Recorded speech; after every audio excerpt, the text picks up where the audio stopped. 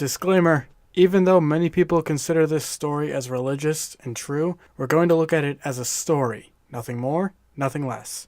Your opinions on this and the religion as a whole are irrelevant to the video. One thing both sides can agree on, though, is that this is a good story and it deserves to be shared. The story of Samson can be found in the book of Judges, chapter 13 to 16 of the Hebrew Bible. To understand this story, though, you have to understand the state of the Israelites' world at the time of the book of Judges. The book of Judges tells of a time when Israel was under the rule of outside kingdoms from about 1300s to 1000s BC. During this time, Israel did not have kings, but the Israelites asked their God for a leader. Their God, Yahweh, sent them leaders in the form of judges. These judges were not perfect people, nor were they kings. In fact, while the judges did save Israel from oppressive rulers, their story is more of a guide as to what you should not do, instead of what you should do. Samson is probably the most famous of these judges. Coincidentally, he is also the final judge of Israel. Samson's story begins before his birth when an angel comes down to Samson's mom to let her know she will become pregnant. The angel says to her, "No razor may be used upon his head, because this boy is to be a Nazarite," which means person in service to God, "and he will begin the deliverance of Israel from the hands of the Philistines." 9 months later, Samson was born, and neither parent cut his hair. Because they obeyed that command, Samson grew incredibly strong. Nothing of note happened to Samson in his childhood, so we next see him as an adult. He told his parents he wanted to marry a Philistine woman. His parents greatly opposed this because it was against their sacred law to marry an outsider, especially when said outsider is an oppressor of Israel. Samson ignored his parents' protests and eventually they went to the wedding. On their way there, a lion cornered Samson and his family.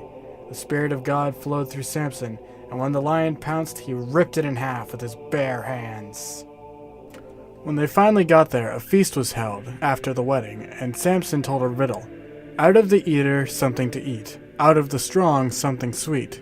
To make things more interesting, the winner would receive 30 pieces of clothing from the loser. For the first few days, none of the Philistine men could figure out what the answer was, so they employed Samson's wife to give them the answer. Samson's wife nagged and begged for 4 days until finally he gave in and gave her the answer. She quickly went and told the Philistine men, and when they went to give Samson the answer, he realized his wife spilled the beans, and in rage he killed 30 men to supply the 30 pieces of clothing.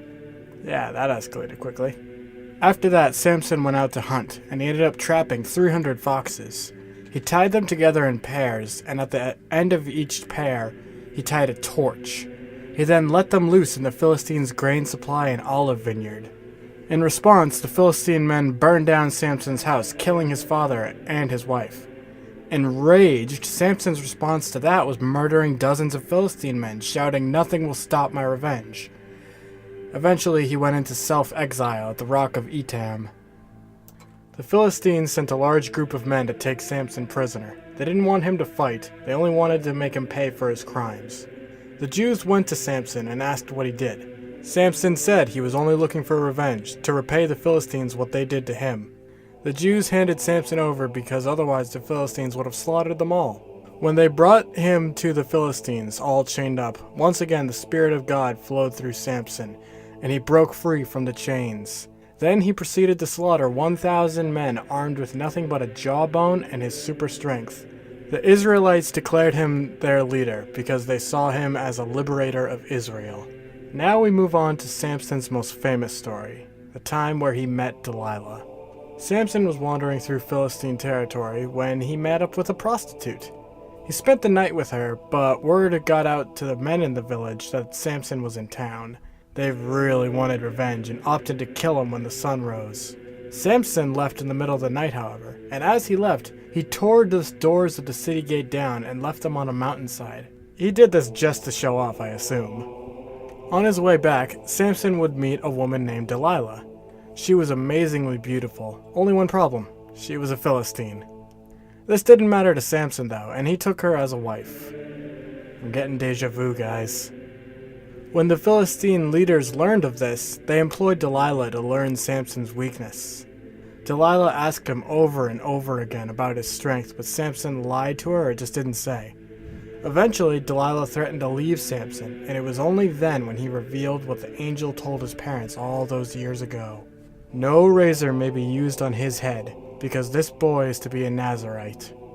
In other words, if his hair is cut, then he loses all his strength. Delilah sent word to the Philistine rulers that she found out Samson's weakness, and they sent soldiers to capture Samson. While he slept, Delilah cut off all of Samson's hair. When the Philistine soldiers arrived, Samson couldn't fight back and he was captured. For the first part of their revenge, they blinded him by gouging his eyes out. There was a bigger part to their plan, though. They planned to sacrifice Samson to their god, Dagon. To add insult to injury, Dagon's temple was in Gaza, the same place where Samson removed the doors. In the temple, the people cheered as Samson was brought to the altar in chains. They began chanting for him to die. Samson knew the end was near and started to pray under his breath. He said, "O sovereign Lord, remember me. O God, please strengthen me just once more, and let me with one blow get revenge on the Philistines for my 2 eyes." Samson felt the Spirit of God in him once more, and just like when his hair was long, he started knocking at the main pillars of the temple. He shouted, "Let me die with the Philistines!" And the temple came down on the rulers, the people, and Samson himself. It is said that Samson killed more people during that collapse at the temple of Dagon than he had ever killed before in his life. Samson's family would go to the ruined temple, find his body, and give him a proper funeral. Like I said at the beginning, whether you think this is true or false has nothing to do with this video. I only wanted to tell a good story, and personally, I think this is a great story. I've heard some say that Samson is like a biblical Hercules, and now I see why. In the story, he's able to defeat 1,000 Philistine soldiers and bring down a temple by himself. Sure, he wasn't perfect. I mean, he did sleep with a prostitute after all. But that shouldn't demean him. It just means he's more human because he made mistakes and went after revenge on numerous occasions. Thank you for watching, subscribe if you want to see more, and have a good one.